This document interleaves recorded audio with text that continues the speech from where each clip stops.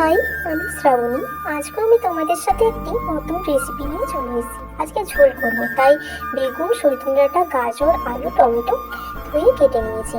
এবার আমি এগুলো সিদ্ধ করতে দেবো, তাই গরম জল করতে দিয়ে দিয়েছি। এখানে সজনে ডাঁটা আর গাজর, আলু, একটু লবণ আর একটু হলুদ দিয়ে আমি সেদ্ধ করতে দেবো।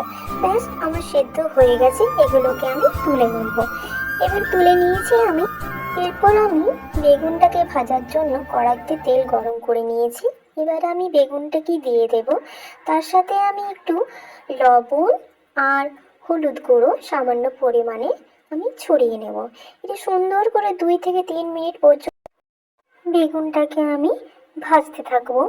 ওই ধরুন 50% মতন ভাজতে হবে।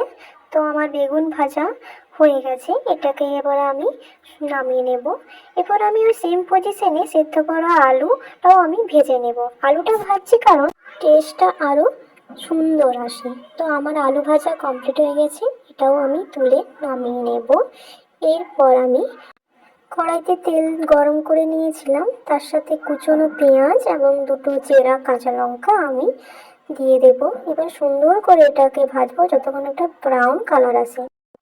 ব্যাস, আমার পেঁয়াজটাও ভাজা হয়ে গেছে। এরপর আমি আগের থেকে পেস্ট করে রেখেছিলাম রসুন, সেই রসুনটাও আমি দিয়ে দেবো। তারপর দিয়ে দেবো আদা। এটা সুন্দর করে ভাজবো। এরপর ভাজা হয়ে গেছে, তার মধ্যে কুচিয়ে রাখা টমেটো আমি এর সাথে মিশিয়ে দেবো। মিশিয়ে এটাকেও সুন্দরভাবে ভেজে নেব। তারপর এখানে একটু চিনি দিয়ে দেব। চিনিটা দিচ্ছি কারণ কালার আসার জন্য। এরপর সমস্ত মশলাগুলো দেব, যেমন লবণ, হলুদ গুঁড়ো, লঙ্কা গুঁড়ো, জিরে গুঁড়ো আর ধনে গুঁড়ো। এর সাথে এই মশলাটুকু আমি সুন্দরভাবে ভাজবো। তারপর ভাজা হয়ে গেলে আমি সামান্য জল ঢেলে দেব। জলটা ঢেলে দেওয়ার পর যতক্ষণ না এটার একটা তেল ছাড়ছে আমি ততক্ষণ পর্যন্ত এটাকে নেড়ে চেড়ে ভেজে নেব। ব্যাস, আমার ভাজা হয়ে গেছে। এবারে ওই সজনে ডাঁটা, গাজর, সিদ্ধ আলু, ভেজে রাখা বেগুন, এই সমস্তটাকে আমি মিশিয়ে দেব। মেশানো হয়ে গেলে এটা 2 থেকে 3 মিনিট পর্যন্ত সুন্দরভাবে এটাকে কষাতে থাকবো। কষানো হয়ে গেলে এর মধ্যে জল ঢেলে নেব। ব্যাস, আমার জল ঢালা হয়ে গেছে। এটা কিছুক্ষণ ধরে ওই 2 থেকে 3 মিনিট পর্যন্ত ফুটতে দেবো, যতক্ষণ না জলটা একটু কমে আসছে। ব্যাস, ফুটতে দিয়ে দিলাম।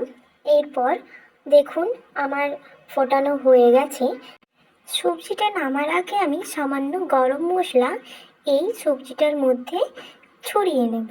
ছড়িয়ে নেওয়ার পর আমি দুবার খুন্তিটিকে ভালো করে নাড়িয়ে চাড়িয়ে নেব, যাতে গরম মশলার গুঁড়োটা সুন্দরভাবে ঝোলটার সাথে মিশে যায়। চাইলে এই রেসিপিটা আপনারা বাড়িতে একদিন ট্রাই করতে পারেন। দেখুন আমি নামিয়ে নিয়েছি। ঝোলটার একটা কি সুন্দর কালার এসছে দেখুন। তো চলো, বাই।